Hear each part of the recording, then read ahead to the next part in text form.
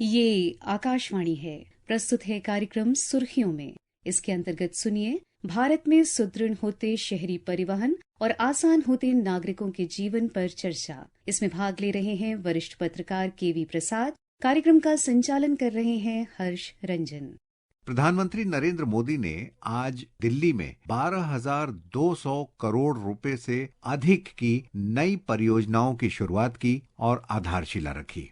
इसमें खास तौर पर अर्बन कनेक्टिविटी बहुत महत्वपूर्ण है। दिल्ली मेट्रो रेल प्रोजेक्ट की परियोजनाओं की उन्होंने शुरुआत की, आधारशिला रखी और सबसे महत्वपूर्ण जो चीज है, नमो भारत ट्रेन, जिसे रैपिड रेल भी बोलते हैं, उसकी कनेक्टिविटी पहली बार दिल्ली में हुई है। इस विषय पर हमारे साथ बातचीत करने के लिए केवी प्रसाद जी मौजूद हैं। केवी प्रसाद जी, बहुत बहुत स्वागत आकाशवाणी में आपका। धन्यवाद हर्ष जी।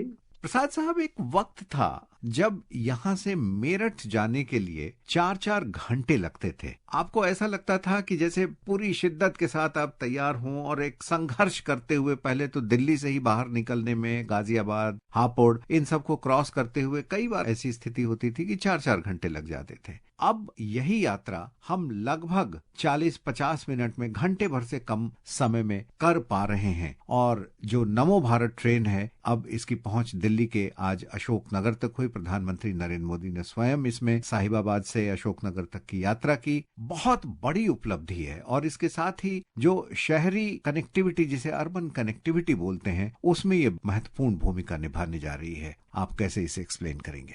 जी हर्ष जी, आपने बिल्कुल ठीक कहा कि एक वर्ष जब हम बड़े हो रहे थे, शायद उस की बात है कि वक्त बहुत लगता था दिल्ली से मेरठ जाके, हालांकि पड़ोस में है, लेकिन जो परिकल्पना हुई कई वर्षों पहले की नेशनल कैपिटल रीजन, जिसे हम एनसीआर के नाम पे जाते हैं, तो दिल्ली से 70 किलोमीटर के दूर में जो अलग अलग शहरी इलाके बसे हुए हैं या आसपास के जो है, उनसे कनेक्टिविटी, क्योंकि आपको याद होगा कि कई लोग वहां से रोज दिल्ली आते थे अपनी नौकरी करने के लिए और वापस रात को ट्रेन में जाते थे। और वहां से, जैसे आपने ठीक कहा कि ट्रेनें चलती थी, सुबह 6 बजे चलते थे, सुबह 9 बजे की नौकरी के लिए दिल्ली पहुंचते थे, फिर नौकरी खत्म करके फिर ट्रेन बैठते, मतलब पूरी जिंदगी उनकी सफर में गुजर जाती थी, या सफर में या दफ्तर में। उसके बाद अब जैसे इसको हम फास्ट फॉरवर्ड करके आज के संदर्भ में बात करें, आज के फर्राटेदार जिंदगी में लोग के पास वक्त कम है और बहुत कुछ हासिल करना चाहते हैं, काम करने के लिए परिश्रम और जो है श्रम देना चाहते हैं। तो ऐसे में ये जो आपने बात रखी अर्बन कनेक्टिविटी, और चूंकि इसमें दो चीज देखिए, अगर सोशल के साथ, एक तो इंटीग्रेशन तो हो ही रहा है हमारा सैटेलाइट टाउन्स के साथ, और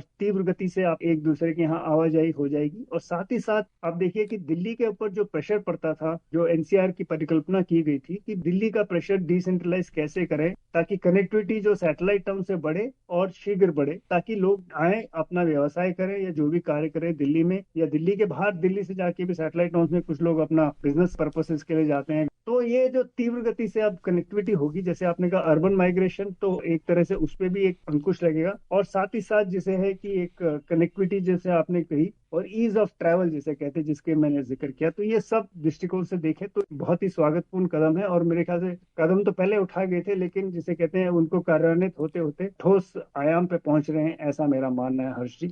बिल्कुल। ईज ऑफ ट्रैवल की जब बात करते हैं, तो जब इसकी परिकल्पना की गई थी आरआरटीएस की, नमो भारत की, तो इसमें एक बहुत महत्वपूर्ण पहलू इसका ये था कि अब लोग सिर्फ बैठकर ट्रैवल ही नहीं करते हैं। जो भी समय लग रहा है, 50 मिनट लगे, 1 घंटा लगे, 1.5 घंटा लगे ट्रैवल में, उस वक्त आप कुछ न कुछ काम कर रहे होते हैं, क्योंकि जमाना आगे बढ़ा है, टेक्नोलॉजी आगे बढ़ी है और हर किसी के हाथ में मोबाइल रूपी कंप्यूटर है। तो वो या तो कंप्यूटर पे अपने काम कर रहा है, कुछ पढ़ रहा है, कुछ प्रेजेंटेशन बना रहा है, अपने ऑफिस की तैयारी कर रहा है। तो इसे भी देखते हुए हमने देखा कि हर मेट्रो ट्रेन में, नमो भारत में, यात्री उसमें अपने फोन को चार्ज करते हुए ऑफिस का काम भी कर रहे हैं। तो इससे कहें कि एक तरीके से जो वर्क आउटपुट है, व्यक्ति का बढ़ रहा है, समाज का बढ़ रहा है और इससे पूरे देश का बढ़ रहा है। तो आप बिल्कुल इस बात को तो मानेंगे कि जिस 2047 की हम बात कर रहे हैं कि हम विकसित भारत होंगे, उसमें भी ये ईज ऑफ ट्रैवल एक बहुत महत्वपूर्ण भूमिका निभाने जा रहे हैं। क्यों प्रसाद साहब? बिल्कुल हर्षी, और ईज ऑफ ट्रैवल में जैसे आपने कहा, जो सुविधाएं पहले जिस दौर की आपने शुरुआत में चर्चा की, उस दौर में होता क्या था,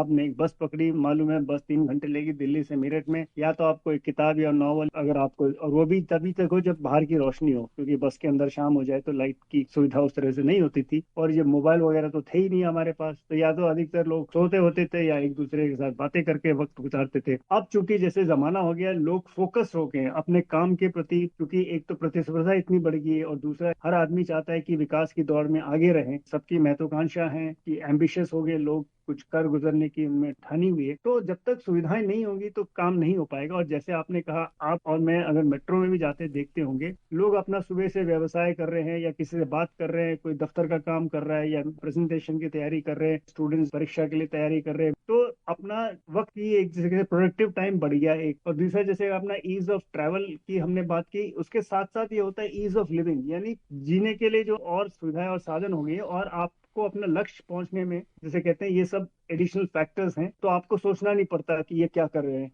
ये फाउंडेशनल चेंजेस हो रही हैं हमारे समाज में और पूरे व्यक्तिगत की सोच में, ऐसा मेरा मानना है। प्रधानमंत्री ने प्रसाद साहब एक और खास बात आज कही, इसका उल्लेख किया कि आज का दिन मेट्रो रेल के लिए भी एक खास दिन है, ऐतिहासिक दिन है, क्योंकि भारत में जो मेट्रो रेल है अब 1000 किलोमीटर की यात्रा मेट्रो रेल कर रही है। इसका ट्रैक जो है 1000 किलोमीटर का हो गया है। अगर 2014 10 साल पहले से आप देखें तो 248 किलोमीटर का रेल ट्रैक होता था और भारत दुनिया के 10 उन देशों में भी नहीं आता था जो मेट्रो रेल पे टॉप पर हैं। लेकिन अब भारत इस पैमाने पर तीसरे स्थान पर है और 1000 किलोमीटर का हमारा मेट्रो रेल का ट्रैक है। कितनी बड़ी उपलब्धि मानते हैं आप इसे? आपने जो बात की, मुझे याद आ रहा है कि सन 2000 के आसपास प्रधानमंत्री अटल बिहारी वाजपेयी जी के वक्त मेट्रो का पहला लाइन दिल्ली में फ्लैग ऑफ किया गया था। लेकिन उससे कम से कम 15-10 साल से पहले हम इस तरह की खबरें पढ़ते थे उस जमाने में कि एक मास रैपिड ट्रांसपोर्ट सिस्टम की एक परिकल्पना की जा रही है, लेकिन उसको कार्यान्वित होते होते कम से कम 20 एक साल लग गए। और लेकिन एक बारी शुरू हुआ, अगले 20 साल का तेजी देखिए। जैसे आपने अपने आंकड़े कहे कि प्रधानमंत्री जी ने खुद उसको कहा कि 1000 किलोमीटर तक आज रेल लाइन चल रही है मेट्रो की, और इसमें मेरे ख्याल से कम 400 किलोमीटर तो दिल्ली शहर में है, दिल्ली और आसपास जो मेट्रो कनेक्टिविटी है, दिल्ली है, गुड़गांव है, गाजियाबाद है, फरीदाबाद है। और बहुत पुरानी, कम से कम 10 साल पुरानी बात में एक स्टडी बता रहा है कि अर्बन प्लानर से बात हो रही थी, तो उन्होंने कहा किसी भी शहर में डिकंजेस्ट करने के लिए, मतलब सड़क से यातायात कम करने के लिए मेट्रो की जाल कम से कम 400 किलोमीटर की जरूरत है। और इन्होंने कहा था, एक अर्बन स्टडीज में हमको ये सिखाया जाता है कि मेट्रो की जाल अगर 400 किलोमीटर की हो पब्लिक ट्रांसपोर्ट की, तो इतनी सड़कें, इतने बसें या इतनी अन्य वाहन सड़कों से कम होगी। आज करीब करीब 21 शहरों में मेट्रो चल रही है। प्रधानमंत्री जी ने आंकड़ा किया तो मेरे ख्याल से इसमें ये भी है, 21 शहरों में ये चल रही है, कहीं कम कहीं ज्यादा, लेकिन कार्य प्रगति में है। और हम सुन रहे हैं कि जैसे आगरा जैसे शहर में भी तैयारी हो रही है, या कहीं और अन्य राज्यों में अभी कहीं सुन रहा है कि चंडीगढ़ में भी ये मांग उठ रही है कि यहाँ मेट्रो चले। तो अब एक तरह से मूवमेंट बन गया है कि हर शहर में अर्बन मोबिलिटी को कैसे हम करें। और शायद आंकड़े अगर आप देखें, अभी आपने नमो भारत की बात की कि जब ये पूरी तरह कार्यान्वित हो जाएगा, 81 किलोमीटर के जो परिकल्पना है, करीब 2.5 लाख वाहन सड़क से कम हो जाएंगे, ऐसा अनुमान है। और पता नहीं कितने लाख टन कार्बन का उत्सर्जन या कार्बन न्यूट्रल हो जाएंगे।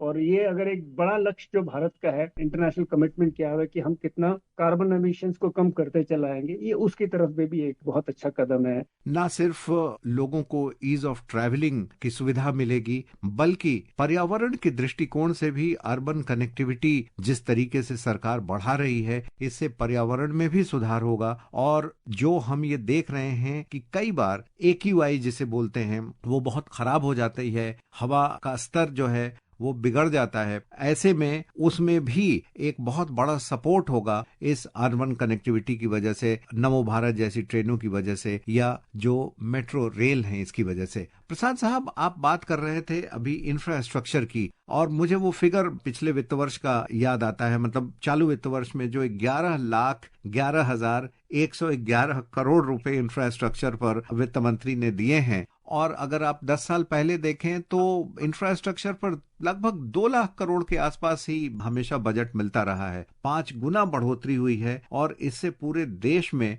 न सिर्फ अर्बन बल्कि रूरल एरियाज में भी एक कनेक्टिविटी हो रही है, इंफ्रास्ट्रक्चर डेवलपमेंट हो रहा है हॉलिस्टिक लेवल पर। इन इंफ्रास्ट्रक्चर डेवलपमेंट के काम से हमारी इकोनॉमी को कितना बड़ा बूस्ट मिलने जा रहा है फ्यूचर में? हर जी, देखिए, इंफ्रास्ट्रक्चर हम और आप जानते हैं कि मूलभूत सुविधाएं देना जरूरी है, और कनेक्टिविटी और road connectivity, rail connectivity, port connectivity, जो तमाम सारी सरकार की परिकल्पना है। क्योंकि जो विकसित भारत की हम बात कर रहे हैं, अगर 2047 तक हम एक विकसित भारत के उद्देश्य से लेके चल रहे हैं, तो उनमें ये बहुत जरूरी है। क्योंकि आप देखिए, जो हमारे आसपास के राष्ट्रों को छोड़ दीजिए, जो विकसित राष्ट्र हैं, अत्याधुनिक पोर्ट्स है, आप सामान लाते हैं, लोड अनलोडिंग करते हैं। आप इंटरनेशनल चीज पढ़िए, पोर्ट में कितना टर्न अराउंड टाइम, यानी कि कितने कम से कम टाइम में जहाज जो है बंदरगाह पहुंचे, सामान अनलोड करे, दूसरा सामान लोड करे और निकल पड़े। 1 दिन, 1.5 दिन, 2 दिन, ये उनकी रेट ऑफ टर्नओवर पे गिनता है। अभी हमने बात की अर्बन कनेक्टिविटी, जो कि बहुत जरूरी है, पर्यावरण की दृष्टि से भी उसको देखा। ईज ऑफ ट्रैवल, लोगों को चाहिए सुविधा आज सफर करने में। तो अगर आपको याद हो कि जब वाजपेयी जी की सरकार बनी तो गोल्डन क्वाड्रिलेटरल, यानी जो परिकल्पना की गई थी, ईस्ट वेस्ट नॉर्थ साउथ को एक बहुत बड़े जाल बिछाया जाए कि भारत के चारों कोनों को कनेक्ट करें। और उसके बाद एक स्टडी की गई थी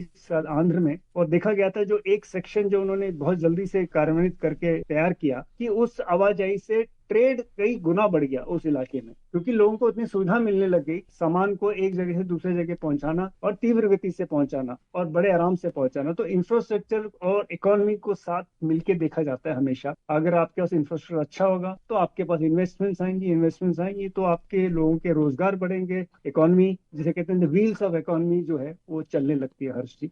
बिल्कुल, और इससे आपने बहुत इंपॉर्टेंट बात कही कि इससे रोजगार बढ़ेंगे, रोजगार बढ़ने से लोगों की इनकम बढ़ेगी और उससे जो एक चक्र है कंजम्पशन का, वो कंजम्पशन भी बढ़ेगा। इसके साथ ही प्रधानमंत्री नरेंद्र मोदी ने आज 2.8 किलोमीटर का जनकपुरी और कृष्णा पार्क के बीच का जो फेज 4 का मेट्रो है, इसका भी उद्घाटन किया। लगभग 1200 करोड़ रुपए की लागत से ये लाइन 2.8 किलोमीटर की बनी है और इससे भी लाखों लोगों का फायदा होने जा रहा है। आइए सुनते हैं कि इन इंफ्रास्ट्रक्चर डेवलपमेंट्स के बारे में प्रधानमंत्री मोदी स्वयं क्या कह रहे हैं। दिल्ली मेट्रो चप्पे चप्पे तक पहुंची तो ये काम भाजपा की केंद्र सरकार ने किया। बीते एक दशक में दिल्ली एनसीआर में मेट्रो नेटवर्क दोगुने से भी अधिक हो चुका है। रिठाला, नरेला, कुंडली कॉरिडोर पर भी काम शुरू हुआ है। ये जो नमो रेल प्रोजेक्ट है, ये भी केंद्र सरकार बना रही है। तो हमने सुना प्रधानमंत्री किस तरीके से इंफ्रास्ट्रक्चर को और आगे बढ़ाने की बात कर रहे हैं और अगले 25 साल वो बता रहे हैं कि बहुत ही हमारे लिए महत्वपूर्ण है, बहुत ही क्रूशियल है, क्योंकि अगले 25 साल में हम पूरी तरीके से एक विकसित राष्ट्र होने जा रहे हैं। और विकसित राष्ट्र की जो गरिमा होती है, विकसित राष्ट्र में जो आपको सुविधाएं मिलती हैं, वो सब कुछ यहाँ होने जा रहा है और उसमें हर किसी के सहयोग की जरूरत है। आपकी एक अंतिम टिप्पणी प्रसाद साहब। देखिए, ये बहुत जरूरी है। जैसे हमने अर्बन मोबिलिटी वगैरह बात की, पारंपरिक हमारी जो पद्धति है, चिकित्सा पद्धति, इसके ऊपर भी सरकार का पूरा ध्यान शुरू से रहा है और आयुष मंत्रालय इसी के तहत है। और आपको याद होगा पिछले कुछ वर्ष पहले WHO के साथ भी एक समझौता किया गया था कि इस पद्धति के लिए किस तरह से हम इस पे और शोध करें, ताकि न सिर्फ भारत की जो पारंपरिक पद्धति है उससे पूरा विश्व में कैसे लोगों को ऑल्टरनेट मेडिसिन का एक प्रोविजन हो। और इसमें क्योंकि आयुर्वेद के बारे में ये अक्सर कहा जाता है कि ये as compared to other science ये क्वांटिफाइड नहीं है, तो मेरे ख्याल से ये उस चीज को भी एड्रेस करेगा। और जैसे प्रधानमंत्री जी ने ये सेंट्रल आयुर्वेदिक रिसर्च इंस्टीट्यूट जो रोहिणी में, उसके नई बिल्डिंग के लिए जो आज किया है फाउंडेशन स्टोन, ये बहुत महत्वपूर्ण है और आगे चल के जरूर ये पद्धति को और आगे बढ़ाएगी, ऐसा हम सब चाहते हैं और हमारी मंशा भी है। हर्ष जी, बिल्कुल, आज कई नई परियोजनाओं की आधारशिला प्रधानमंत्री नरेंद्र मोदी ने रखी है, जिससे लोगों को ईज ऑफ ट्रैवलिंग होगा। और सिर्फ ईज ऑफ ट्रैवलिंग ही नहीं, इससे रोजगार के अवसर बढ़ेंगे, कनेक्टिविटी बढ़ेगी और वर्क आउटपुट भी बढ़ेगा, जिससे देश की इकोनॉमी बढ़ेगी और अगले 25 साल में जिस विकसित राष्ट्र का संकल्प राष्ट्र ने किया है, वहां तक पहुंचने में आसानी होगी। बहरहाल केवी प्रसाद जी, आपका आकाशवाणी से जुड़ने के लिए, हमसे बातचीत करने के लिए बहुत बहुत धन्यवाद, शुक्रिया। धन्यवाद।